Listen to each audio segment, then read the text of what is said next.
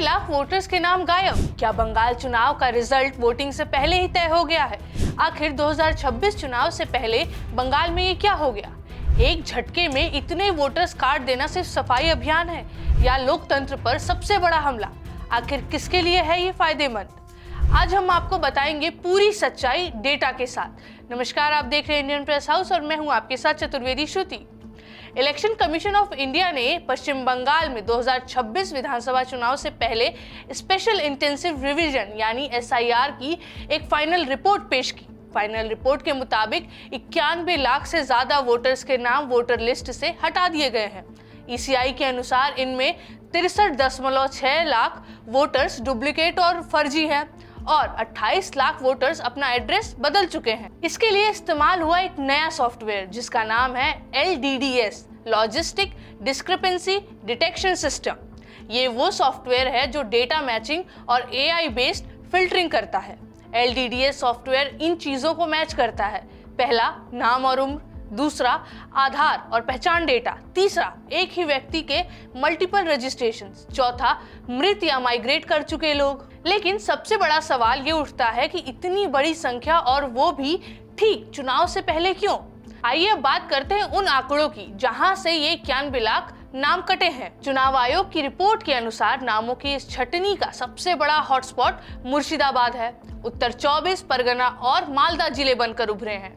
Data के fact check से पता चलता है कि सबसे बड़ी मार मुर्शिदाबाद पर पड़ी है, जहां लगभग 14.5 लाख वोटर्स के नाम डुप्लीकेट एंट्री और एड्रेस मिसमैच के कारण हटा दिए गए हैं। इससे ठीक बाद उत्तर 24 परगना का नंबर आता है, जहां करीब 13.8 लाख मतदाताओं के नाम पते की गड़बड़ी और पलायन की वजह से लिस्ट से बाहर हुए हैं।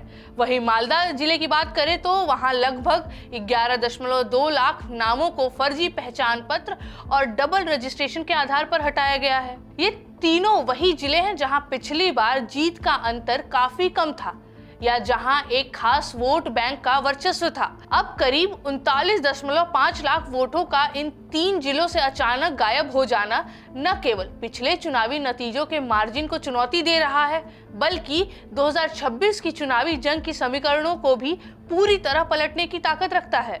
अगर हम बात करें मुर्शिदाबाद की, तो यहाँ पिछली बार TMC ने 30,000 से ज्यादा के बड़े मार्जिन से जीत हासिल की थी।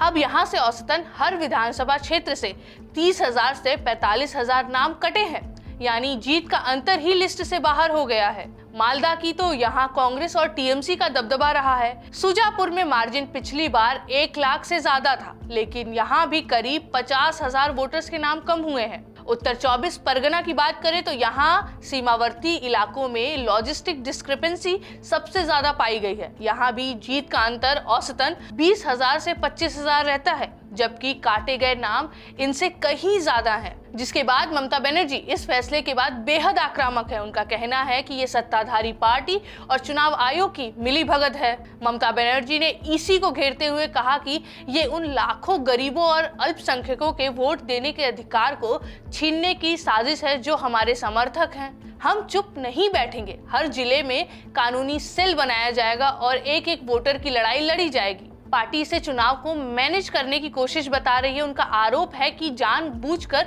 उन इलाकों को निशाना बनाया गया जहां TMC का वोट बैंक मजबूत है।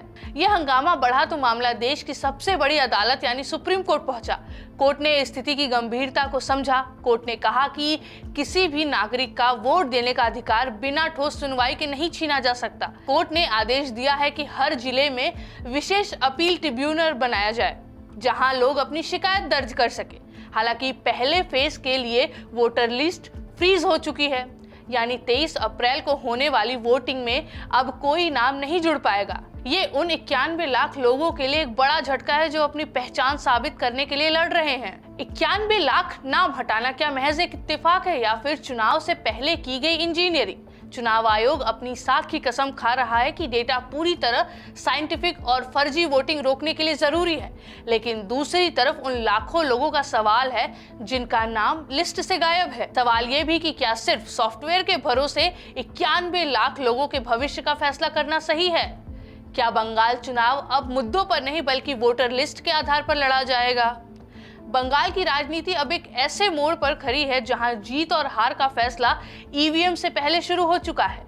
आप क्या सोचते हैं, क्या चुनाव आयोग की ये कार्रवाई सही है या ममता बनर्जी और विपक्ष का आरोप सच है कि ये चुनाव जीतने के लिए एक सोची समझी डिजिटल रणनीति है? आप इस पूरे मुद्दे पर क्या सोचते हैं, हमें अपनी राय कमेंट्स बॉक्स में जरूर बताएं और इस वीडियो को लाइक करिएगा, शेयर करिएगा, इंडियन प्रेस हाउस को सब्सक्राइब करना ना भूलें।